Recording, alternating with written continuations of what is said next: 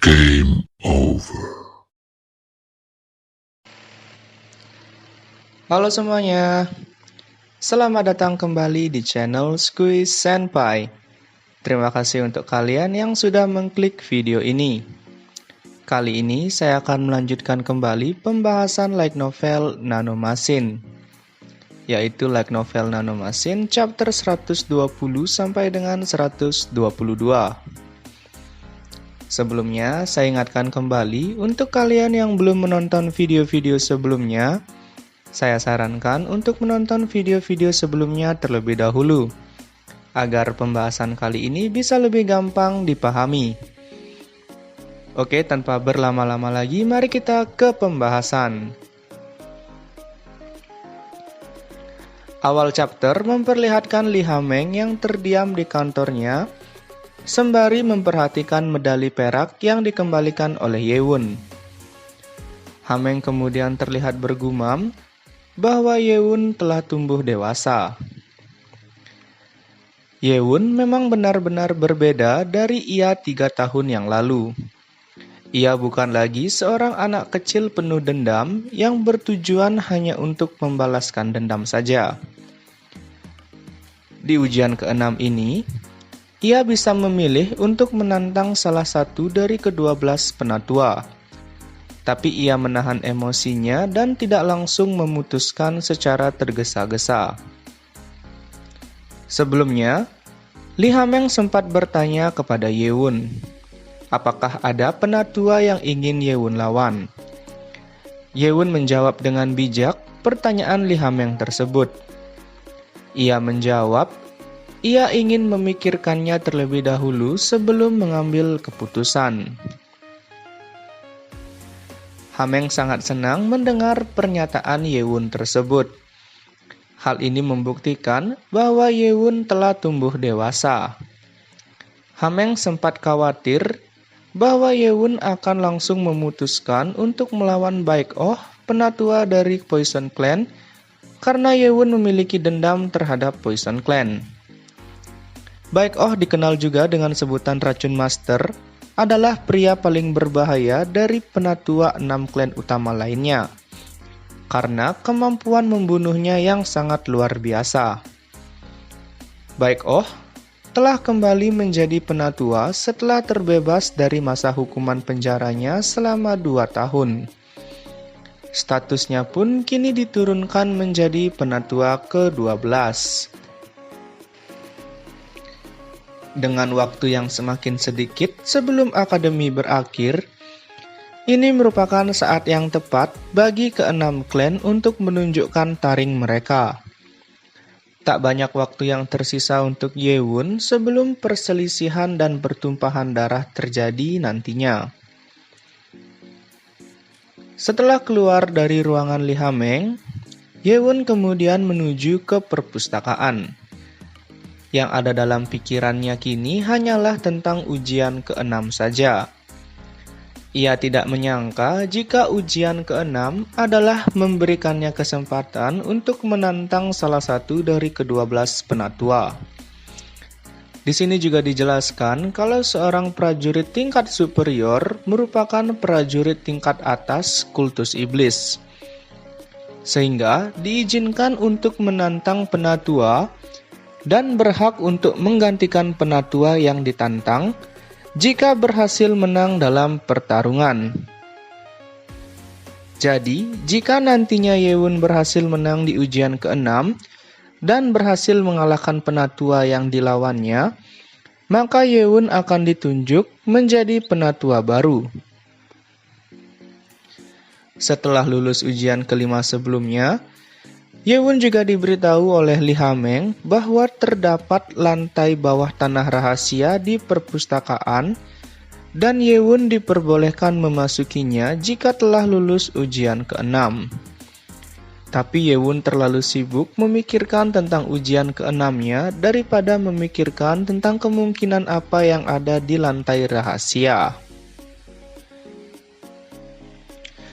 Yewon sangat bersemangat menanti ujian ke-6-nya. Ia akan memulai perang dengan 6 klan utama setelah akademi berakhir. Tapi ujian ke-6 ini merupakan kesempatan baginya untuk mengalahkan salah satu penatua, bahkan sebelum perangnya nanti resmi dimulai. Yewun telah memutuskan siapa yang akan ia lawan. Ia tidak takut, namun ia tetap harus berhati-hati. Setelah sampai di perpustakaan, Yewun kemudian melihat instruktur penjaga perpustakaan. Instruktur penjaga terlihat menggunakan mantel bulu tebal, namun dari wajah dan hidungnya yang memerah, Yewun tahu bahwa instruktur masih merasa kedinginan. Saat melihat Yewun datang, instruktur penjaga bangkit dari kursinya dan menyapa Yewun. Ia merasa sangat bosan selama ini. Dengan kondisi akademi yang semakin sepi, kadet yang berkunjung ke perpustakaan pun semakin sedikit.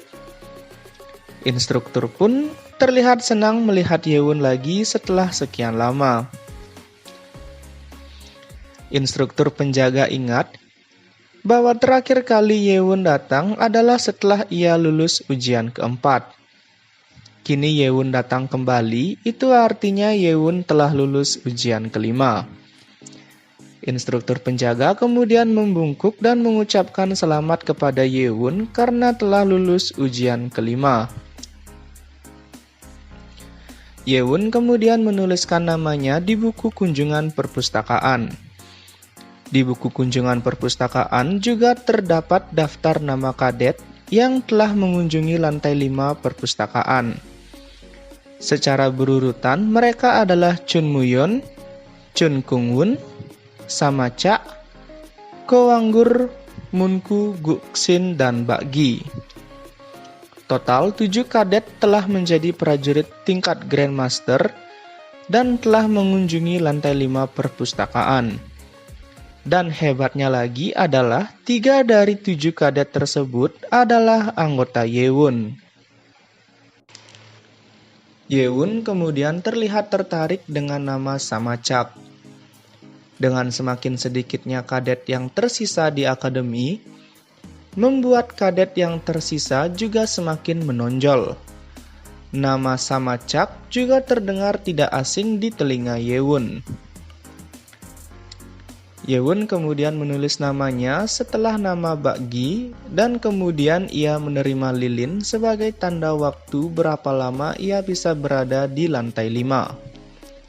Yewun pikir waktu yang diberikan untuk lantai kelima akan lebih banyak dari sebelumnya.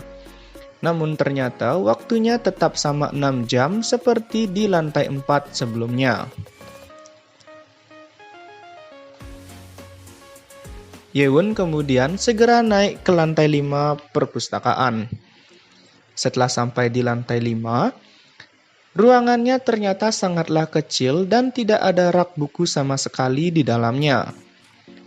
Hanya ada total 20 buku dan ada satu buku yang menarik perhatian Yewun. Buku tersebut adalah Butterfly Blade Dance. Seperti yang disampaikan oleh Guardian kanan Submeng sebelumnya dengan sombong, tekniknya yaitu Butterfly Blade Dance terdapat di lantai 5 perpustakaan dan merupakan salah satu dari teknik kuat yang diakui oleh sekte iblis.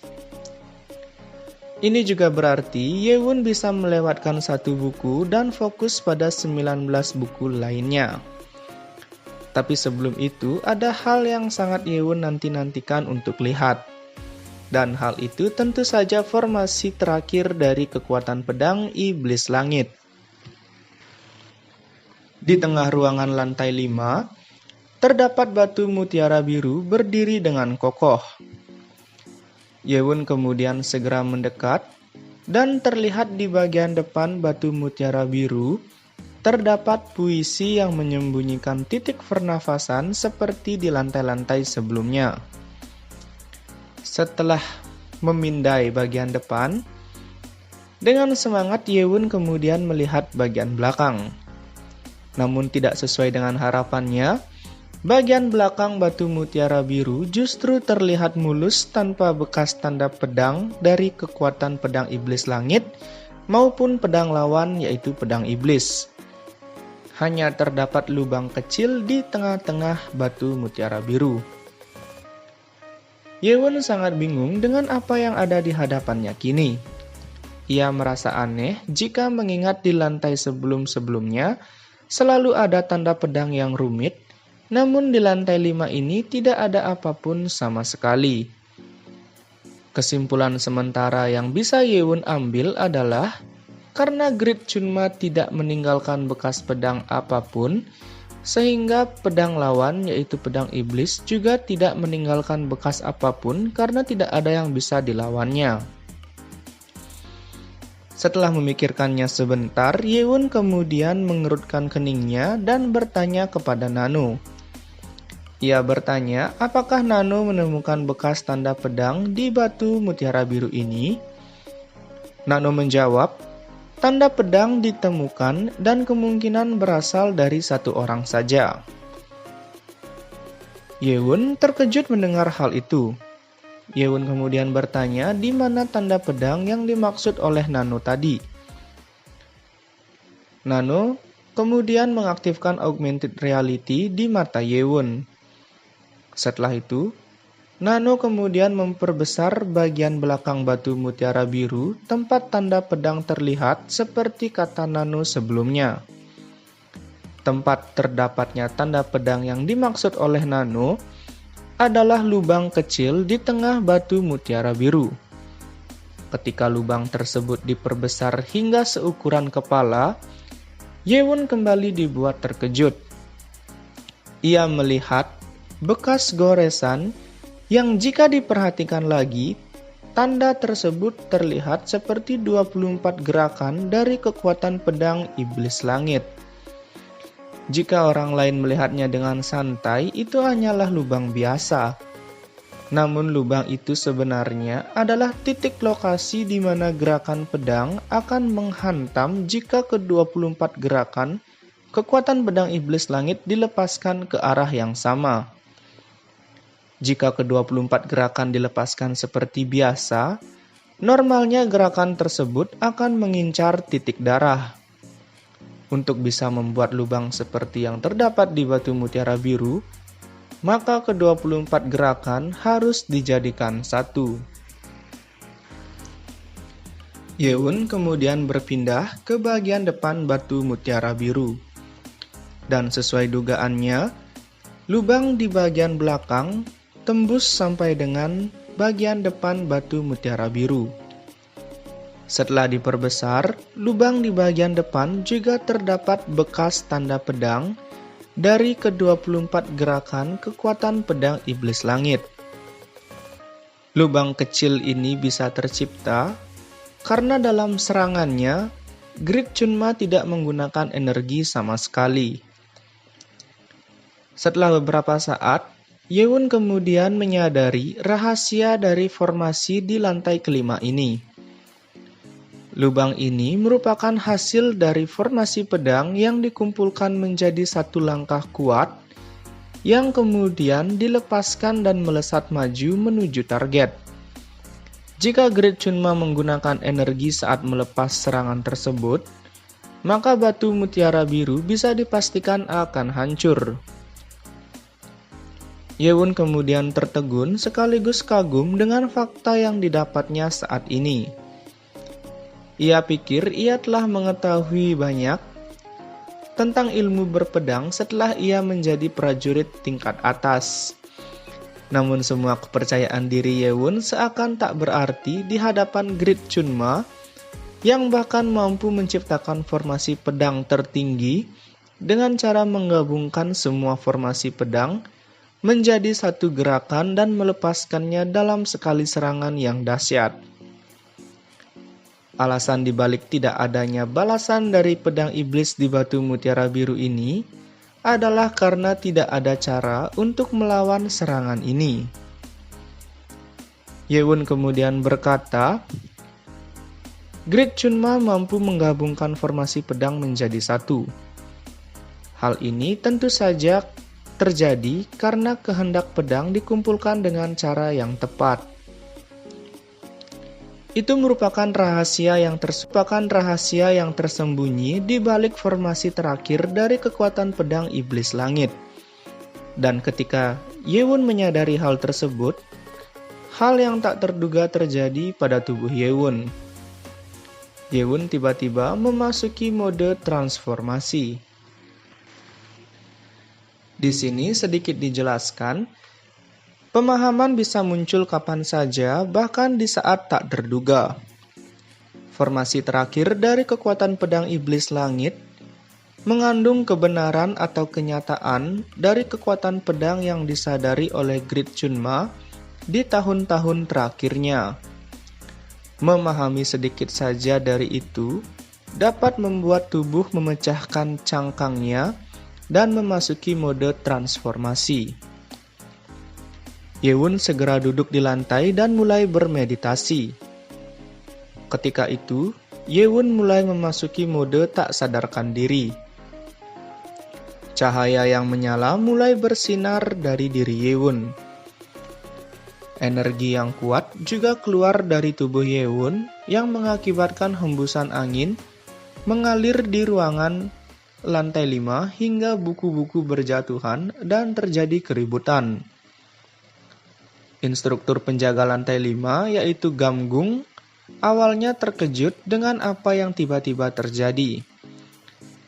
Namun setelah ia melihat Yewun yang duduk bermeditasi dan terlihat cahaya cerah bersinar dari dirinya, menandakan bahwa Yewun telah mendapatkan pemahaman yang hebat dan sedang memasuki tahap yang lebih tinggi. Dua penjaga lain kemudian terlihat datang dan bertanya apa yang sedang terjadi.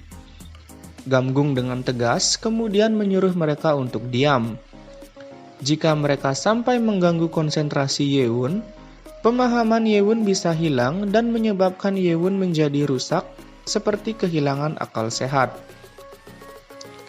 Gamgung kemudian mengirimkan pesan telepati kepada dua penjaga lain. Mereka kemudian menggunakan formasi defensif dan membentuk segitiga di sekitar Yewun untuk membantu Yewun berkonsentrasi. Cahaya yang bersinar terang dari Yewun kini menandakan Yewun sedang dalam tahap penyatuan 5 Ki. Di sini kemudian sedikit dijelaskan, tahap terakhir dari tingkat superior adalah penyatuan 5 Ki. Hanya ketika Yewun telah berhasil menyatukan 5 energi dalam tubuhnya lah, ia akan mencapai tingkat superior sejati. Setelah sekitar 1 jam, cahaya terang tadi berhenti bersinar dari tubuh Yewun, kemudian kini berganti menjadi satu cahaya putih terang dan mulai mengguncang tubuh Yewun. Terlihat, tulang dan otot Yewun mulai terbentuk ulang, dan setelah terlihat terguncang selama 10 menit, tubuh Yewun kini menunjukkan hal lain lagi. Kulit wajah Yewun terlihat pecah-pecah. 3 prajurit penjaga menjadi sangat terkejut melihatnya. Mereka tahu kini Yewun sedang dalam tahap rekonstruksi tubuh.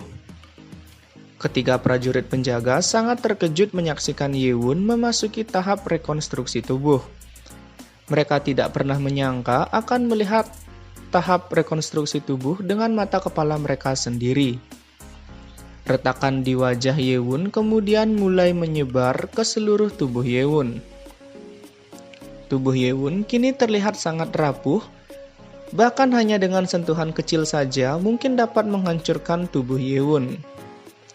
Hingga kemudian Yewun bergerak dan seluruh retakan di tubuhnya hancur menjadi debu dan langsung menghilang. Angin energi yang berhembus mulai tenang dan Yewun pun mulai membuka matanya. Energi Yewun kini terorganisasi lebih baik daripada sebelumnya, hingga Li Hameng pun tidak akan mengenali energi Yewun yang baru ini. Yewun pun memahami apa yang baru saja terjadi padanya, yaitu ia telah mencapai tahap akhir dari level superior. Ini adalah prestasi lain yang berhasil diraih oleh Yewun.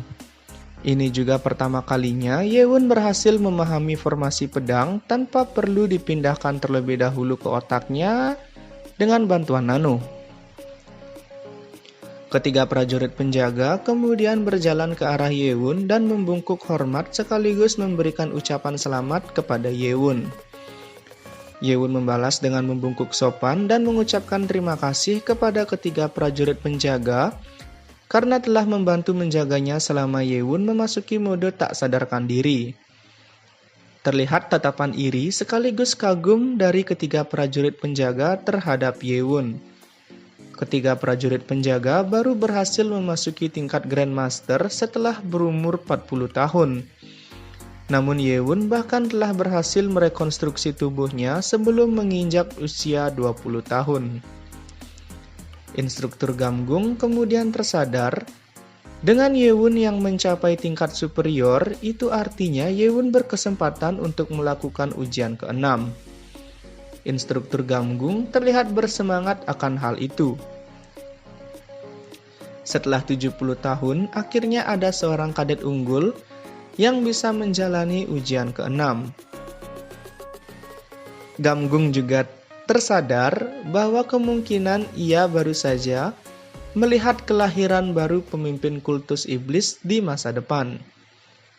Jika Yewun berhasil menang di ujian ke-6, maka ia akan menjadi penatua yang baru dan jalan menuju tahta akan semakin dekat dengannya. Dan bahkan jika Yewun kalah di ujian ke-6, Yewun masihlah seorang pejuang yang sangat kuat di kultus iblis, dan tentunya di kultus iblis yang mengedepankan kekuatan ini, Yewun akan dihormati dan jalan menuju tahta pun harusnya tidak akan sulit untuk Yewun capai. Cerita berlanjut, memperlihatkan Yewun bertanya kepada Nano, sudah berapa lama Yewun memasuki mode tak sadarkan diri? Nano menjawab, lebih dari 2 jam. Yewun menghembuskan nafas lega mendengar hal itu.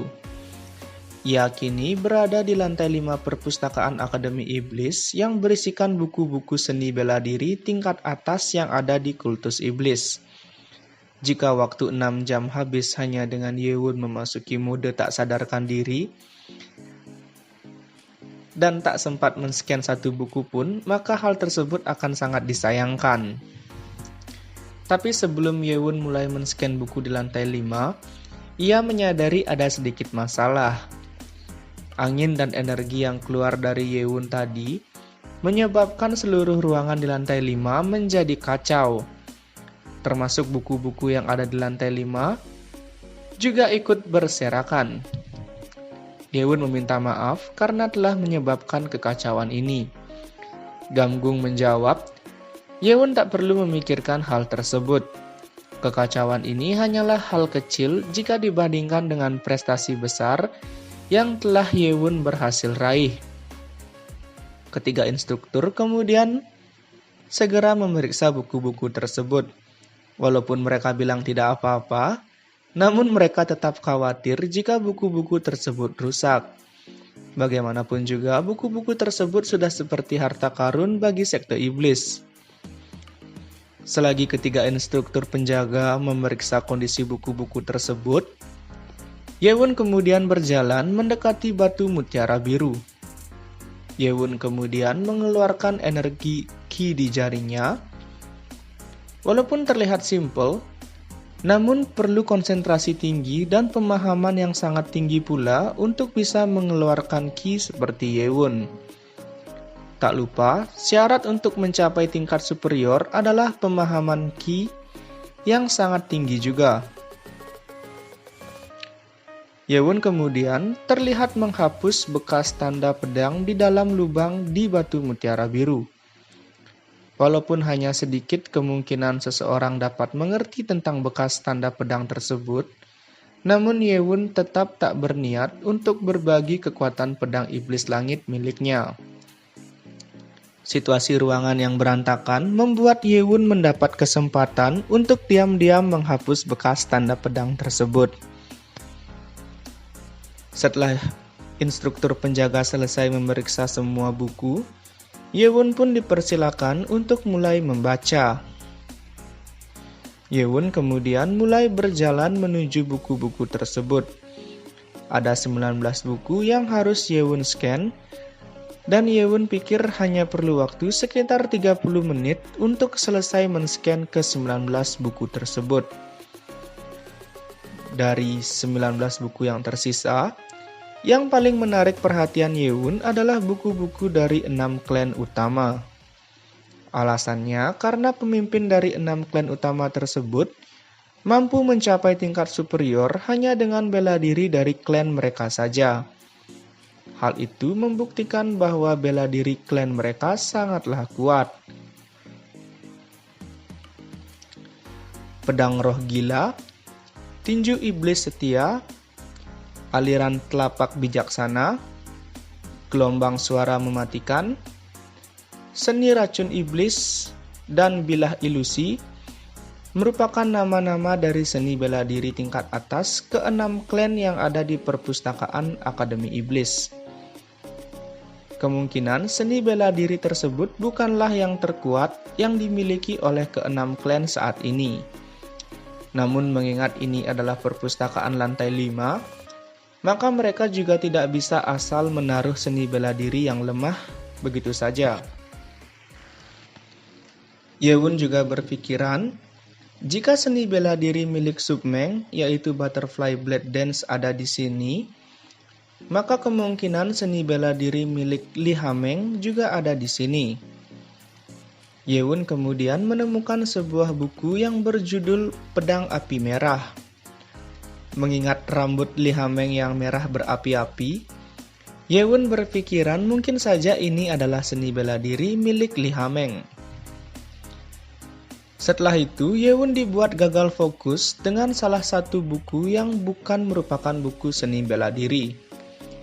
Buku tersebut berjudul Langkah Dewa Angin.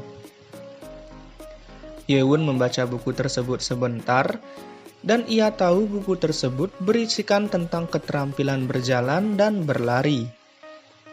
Yewon sedikit heran dengan buku Langkah Dewa Angin ini. Saat yang lain menyumbangkan seni bela diri mereka, namun yang satu ini malah hanya keterampilan berlari saja.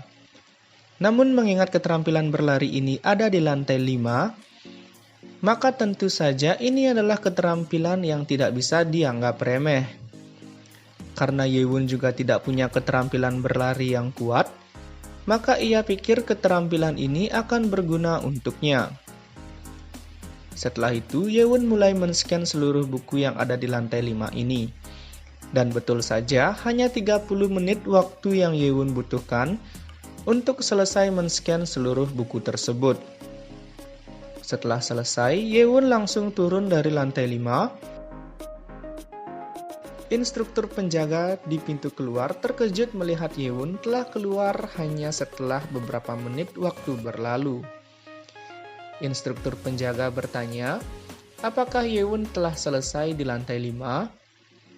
Yewon menjawab bahwa ia telah cukup memperhatikan. Yang Yewon katakan memang benar. Ia telah lebih dari cukup memperhatikan karena ia punya nano yang telah men-scan seluruh buku tersebut. Namun bagi instruktur penjaga yang tidak tahu Yewon memiliki nano, perkataan Yewon tersebut terdengar sombong, seakan Yewon tidak menemukan buku bela diri yang cocok dengannya. Dan hal itu merupakan hal yang wajar dilakukan dan dikatakan oleh pejuang tingkat tinggi. Nah, itu tadi akhir dari pembahasan kali ini. Saya mohon maaf kalau ada yang salah atau kurang tepat dalam pembahasan kali ini. Kalau ada yang ingin dikoreksi, silakan langsung menuju kolom komentar. Terima kasih untuk kalian yang sudah menonton video ini sampai habis. Terima kasih juga untuk kalian yang selalu mensupport channel ini dengan cara like, comment, subscribe, dan share video-video dari channel ini. Terima kasih dan sampai jumpa di video berikutnya.